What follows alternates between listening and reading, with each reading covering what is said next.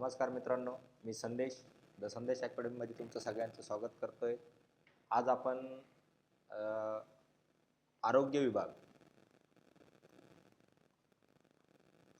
कोणता विभाग? आरोग्य विभागाबद्दल एक महत्त्वाची योजना आपण बघणार आहे, आयुष्यमान भारत योजना. ती जुनी योजना आहे 2018ची, पण आज पण सध्या त्या 2018च्या योजनेचा भारत देशामध्ये काय इम्पॅक्ट झालेला आहे आणि काय तोटे झालेले ते आपण डिस्कस करणार आहोत. तर आपल्या आजच्या योजनेचं नाव आहे आयुष्यमान भारत योजना किंवा प्रधानमंत्री जन आरोग्य योजना. आयुष्यमान भारत योजना नॅशनल हेल्थ प्रोटेक्शन स्कीमच्या अंडर गव्हर्नमेंट ऑफ इंडिया, आताचे सध्याचे पंतप्रधान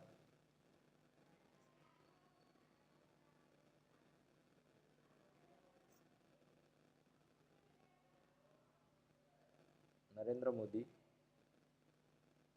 यांनी कधी चालू केली होती? 2018मध्ये.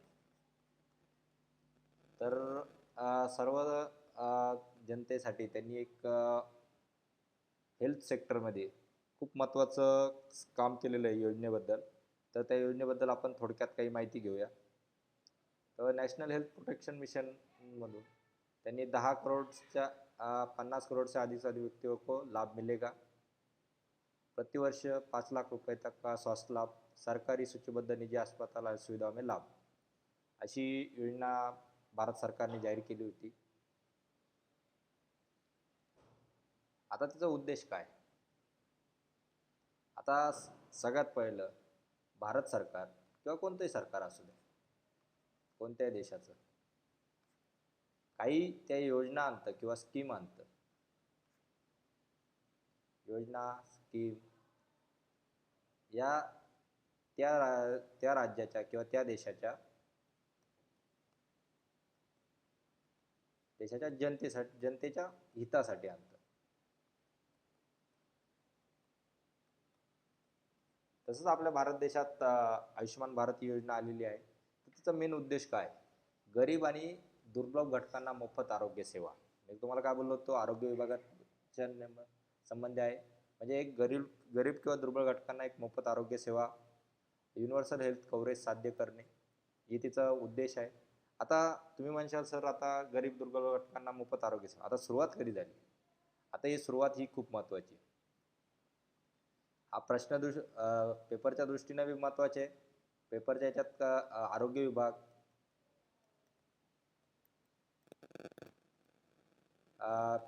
MPSC, पोलीस भरती याच्यात पण विचारला जाईल. तरी पण जनरल माहितीसाठी हा मी केलेला आहे की सुरुवात कधी झाली? 23 सप्टेंबर 2018मध्ये. कोणत्या मिनिस्ट्रीच्या अंतर्गत येते? Ministry of health and family welfare. अंमलबजावणी संस्था कोणती? National health authority. अंतर्गत योजना आयुष्यमान भारत. आता लाभार्थी कोण कोण आहे? आता तुम्ही म्हणशाल सर, लाभार्थी कोण कोण आहे? देशातील आर्थिकदृष्ट्या 40% लोकसंख्या, म्हणजे जो आपला 2011चा सेन्सेस आहे त्याच्या आधारावर आर्थिकदृष्ट्या दुर्बल 40% लोकसंख्येचा लाभार्थी आहे. आणि आणखीन 70 वर्ष वरील ज्येष्ठ नागरिकांना 2024 पासून, म्हणजे मागच्या वर्षापासून ती योजना 70 वर्षावरील ज्येष्ठ नागरिकांना पण लागू केलेली आहे. तर आता योजनेचे वैशिष्ट्य काय? पहिलं वैशिष्ट्य आहे, प्रत्येक कुटुंबाला 5 लाखापर्यंत आरोग्य विमा.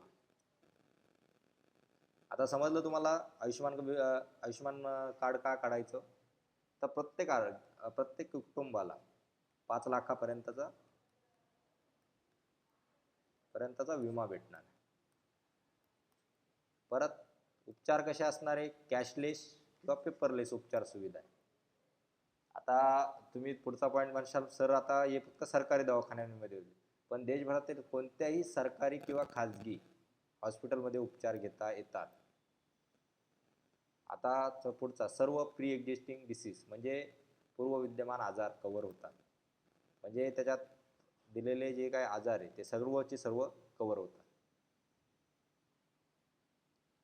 आता हॉस्पिटलायझेशन खर्च किंवा कव्हर.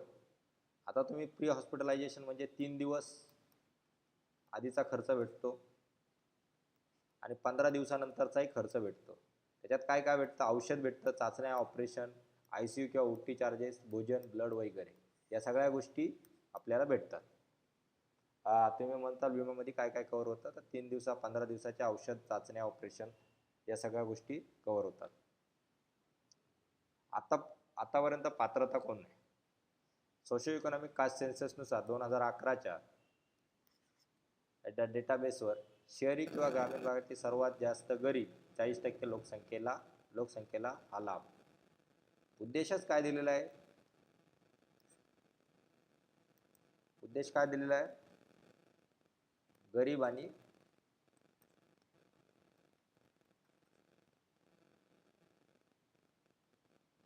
आणि होतकरू यांना 40% लोकांना लाभार्थी असा म्हणून दिला.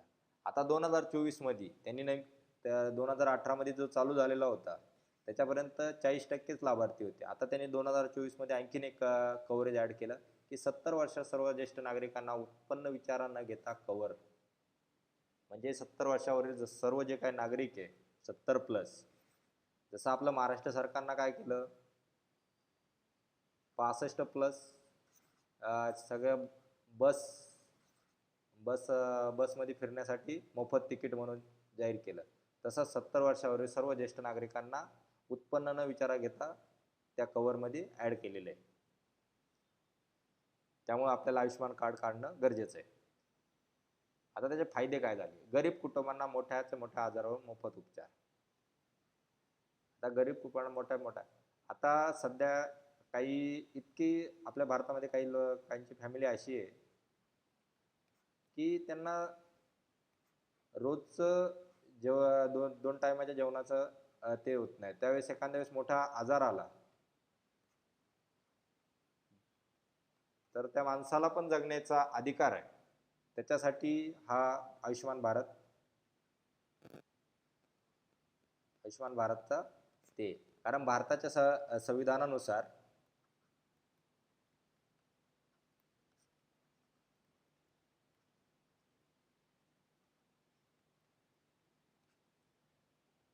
आपला कलम 21 काय सांगतो? सर्वांना जगण्याचा अधिकार आहे. मग तो पशु असो, पक्षी असो किंवा मनुष्य असो. त्यामुळं गरीब कुटुंबांना एक मोफत उपचारासाठी केलेली ते. आरोग्य सेवामध्ये त्यांना काय करायचं, एक इक्विटी निर्माण करायची. गरीब आणि श्रीमंत दोघांनाही सारख्या हॉस्पिटलमध्ये वापरता येतात याच्यासाठी. आणि आर्थिक संकटापासून बचाव म्हणजे आजारापणे होणारे आउट ऑफ पॉकेट एक्सपेंडिचर कमी पण होतं. जर सरकार तुमच्यासाठी 5 लाख रुपये खर्च करतंय तर तुमच्या खिशातून जाणार आहे का? नाही जाणार आहे. त्यामुळं तुमचा जो पाकिटावर जो भार येणार आहे पैशांचा किंवा खर्चाचा तो कमी होणार आहे. हे झाले फायदे. आतापर्यंत काय प्रगती केली? आता तुम्ही म्हणता सर तुम्ही एवढं आयुष्यमान भारत सांगितलं 2018 पासून मोदींनी चालू केली, 2024 पर्यंत केली. आता काय झालं नेमकं त्याचं? तर 2018 पासून ज्यावेळेस चालू केली तर आतापर्यंत 35 कोटीहून अधिक आयुष्यमान कार्ड लोकांनी काढले. तर 7.8 कोटी रुग्णांचे मोफत उपचार पण झाले. 30,000 पेक्षा जास्त हॉस्पिटलमध्ये ही योजना अंतर्गत जोडले. म्हणजे हॉस्पिटल किती जोडले आतापर्यंत भारत देशात? 30,000पेक्षा. महिलांचा सहभाग सुमारे आतापर्यंत महिला सशक्तीकरणाचा हा एक मोठा पॉईंट म्हणून तर 49% महिलांचा सहभाग सामील झालेला आहे. ही आतापर्यंतची प्रगती. आणि आता पण भारत सरकारने काय केलेलं आहे 2024ला 70पेक्षा प्लस असलेल्या वयोवृद्ध जनतेला एक दिलासा दिलेला आहे की त्यांना free of cost Ayushman card असेल तर फ्री ऑफ कॉस्ट कव्हरेज भेटेल. जर आपण 2025 हा व्हिडिओ आपण 2025 मध्ये रेकॉर्ड करतोय तर 2027 किंवा 26 मध्ये जर याचं अनालिसिस केलं तर याची जी आयुष्यमान कार्डची संख्या ही जास्त असणार आहे. रुग्णांना मोफत उपचार केलेला ती पण जास्त असणार आहे. म्हणजे हा एक असा एक्सपोनेन्शियल ग्राफ आहे. म्हणजे तो वाढतच जाणार आहे. ही आतापर्यंतचे एक पॉझिटिव्ह ते. आता तोटे आणि आव्हाने. आता भारत सरकारने आयुष्यमान कार्ड काढलं तर प्रत्येक गोष्ट काढली त्याला एक तोटे येतात, काही आव्हाने येतात. तर त्याच्यात काही आव्हाने आली तर काही ठिकाणी काय झालं, आता 5 लाखाचा कव्हरेज दिलेला आहे तर खाजगी हॉस्पिटलला सहभागी होण्यास कमी उत्सुक झाले. कारण खाजगी हॉस्पिटल काय करतात, पेशंट भेटलं की जे काय खर्च लावता येईल ते लावतात. त्यामुळे दर काय कमी, कारण दर कमी, कारण ते आयुष्यमान कार्डचे काय आहे, दर एकदम कमी आहे. त्यामुळं खाजगी हॉस्पिटल काय करते, उत्सुकता दाखवत नाही. आम्ही आयुष्यमान स्कीममध्ये पेशंटवर उपचार करू याच्यात इंटरेस्ट दाखवत नाही. आता काही ठिकाणी फसवणूक पण झाली. आता हे झालं हॉस्पिटलबाबत. आता काही ठिकाणी जे का आपली जनता आहे, काही भोळीबाबडी आहे, काही हुशार आहे, काही चतुर आहे. तर चतुर जनता किंवा हुशार जनता काय करतात, खोटे बिलं दाखवतात, बनावट पेशंट दाखवतात आणि सरकारकडून पैसे काढून घेतात. कारण सरकारकडून दर वर्षाला 5 लाख आहे. त्यामुळे फॅमिलीकडून 5 लाख मिळणं हा एक इन्कम सोर्स केलेला आहे काही. त्यामुळे हे एक मोठं आव्हान भारत सरकारच्या किंवा नॅशनल मिनिस्ट्री ऑफ हेल्थ आणि सोशल वेलफेअर